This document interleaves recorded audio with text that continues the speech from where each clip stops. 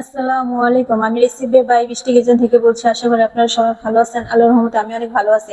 আজকে আমি বানিয়ে দেখাবো বেসন দিয়ে লাড্ডু রেসিপি। আশা করি আপনাদের ভিডিওটি ভালো লাগবে। এই লাড্ডুটি তৈরি করার জন্য প্রথমে আমি বেসন নিয়ে নিচ্ছি।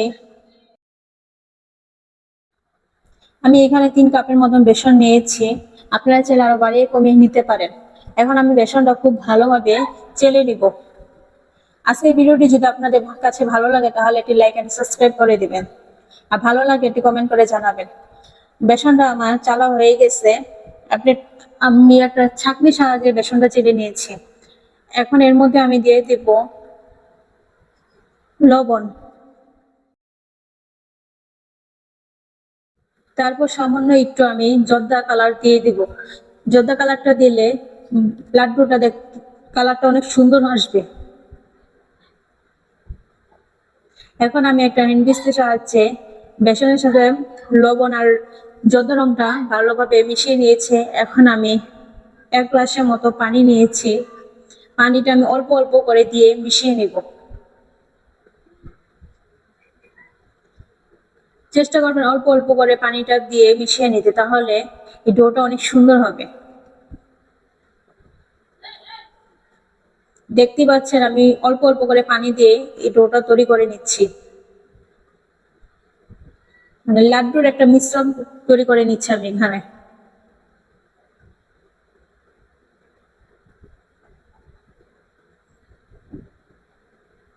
কেউ যদি কোনো নতুন রেসিপি চান তাহলে আমাকে একটি কমেন্ট করে জানাতে পারেন।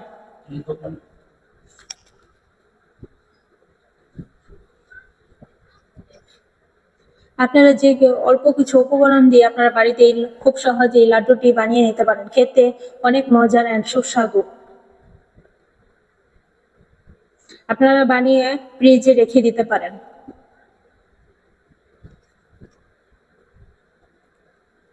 অল্প অল্প পানি দিয়ে আমি এই মিশ্রণটা তৈরি করে নিয়েছি।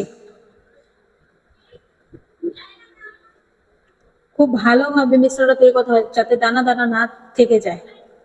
মিশ্রণটা আমার তৈরি করা হয়ে গেছে। দেখুন এর ঘনত্বটা কতটুক, এরকম ঘনত্ব রাখতে হবে। আপনারা দেখিয়ে বুঝতে পারছেন। এখন আমি এটা একটা সাইডে রেখে দেব। এখন আমি চুলায় একটা প্যান বসিয়ে দিয়েছি। প্যানের মধ্যে আমি পরিমাণ মতো কিছুটা তেল দিয়ে দিব, সয়াবিন তেল।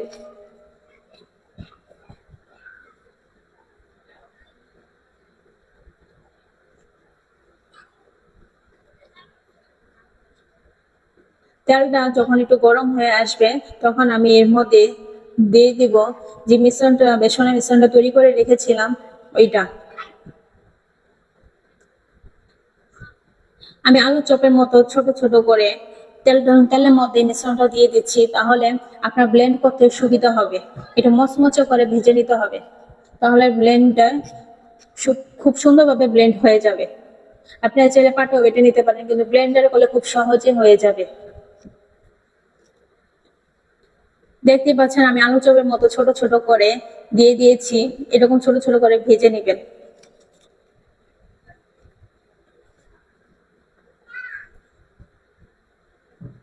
তাহলে ব্লেন্ডারে খুব সহজে গুঁড়ো হয়ে যাবে।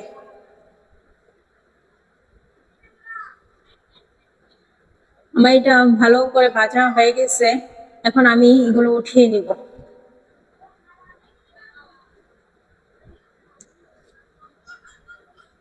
তারপর আমি আরেক ধাপে আবার দিয়ে দিলাম।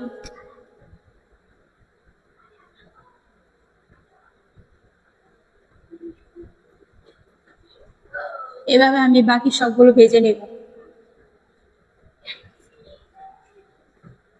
আশা করি আজকে ভিডিওটি আপনাদের ভালো লাগবে। যদি ভালো লাগে তাহলে একটি লাইক এন্ড সাবস্ক্রাইব করে দিবেন এন্ড কমেন্ট করে জানাবেন। আপনাদের লাইক এন্ড সাবস্ক্রাইব আমাকে অনেক উৎসাহ দেয়। আমি একইভাবে সবগুলো ভেজে নিব। সবগুলো ভাজা হয়ে গেছে। এখন আমি এগুলো উঠিয়ে নিব। আমি একটু মচমচে করে ভেজে নিয়েছি যাতে আমার ব্লেন্ড করতে সুবিধা হয়।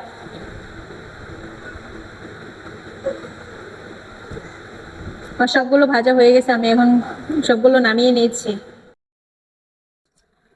ভেজে নিয়েছি। এখন আমি একটা শিরা তৈরি করে নিব।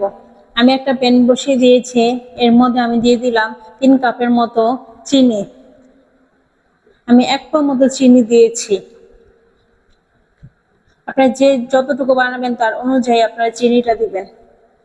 তারপর এর মধ্যে আমি দিয়ে দেব 3-4 কাপের মতো পানি, নরমাল ঠান্ডা পানি।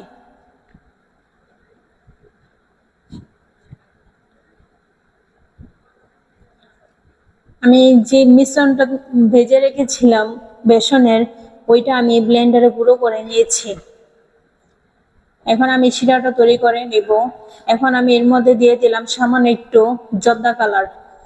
জর্দা কালারটা দিলে আপনার লাড্ডুটা দেখতে অনেক সুন্দর হবে, কালারটা অনেক সুন্দর লাগবে। দেখেন আমি এখানে বেসনের যে মিশ্রণটা ভেজে রেখেছিলাম ওইটা আমি ব্লেন্ডারে খুব সুন্দর করে গুঁড়ো করে নিয়েছি। আমি শিরাটা খুব ভালোভাবে একটু জাল করে নিব। 2টা বলক চলে আসলে আমি এর মধ্যে সেই বেসনের মিশ্রণটা দিয়ে দিব, গুঁড়ো করে রাখার। এর মধ্যে আমি দিয়ে দিলাম 3টা এলাচ। এলাচটা একটু ফাটিয়ে দিবেন, তাহলে ঘ্রাণটা অনেক সুন্দর আসবে।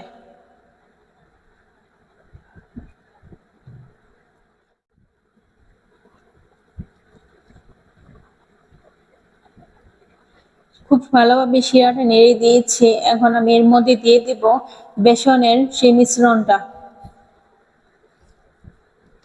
সবগুলো মিশ্রণ আমি ঢেলে দিলাম শিরাটার মধ্যে।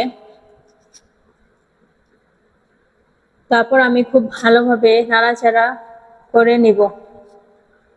খুব ভালোভাবে এটা নাড়া দিতে হবে, না হলে তলা পেকে যেতে পারে।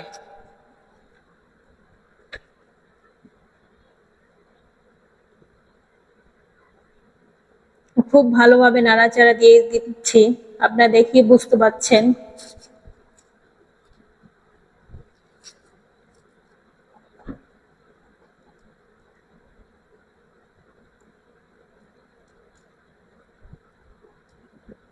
এখন আমি এর মধ্যে দিয়ে দেব 8-10টা মতো কিশমিশ।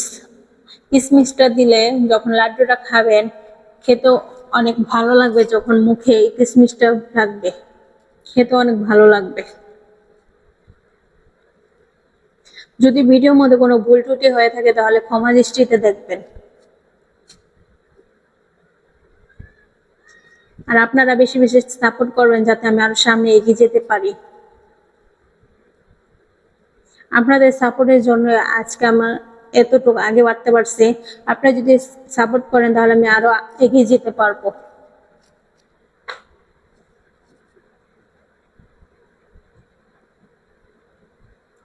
আমি কিশমিশটার সাথে এই মিশ্রণটা খুব ভালোভাবে নাড়া দিয়ে দিচ্ছি।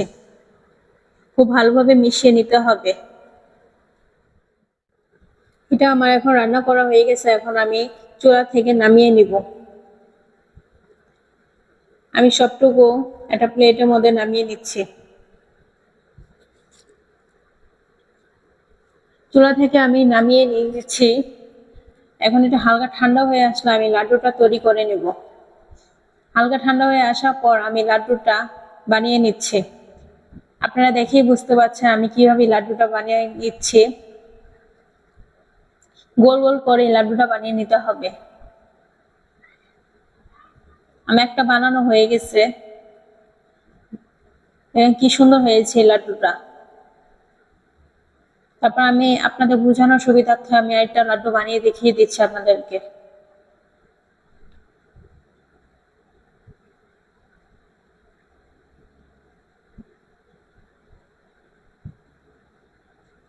সবাই প্লিজ সাপোর্ট করবেন, তাহলে আমি সামনে আরো নতুন নতুন ভিডিও নিয়ে আসবো।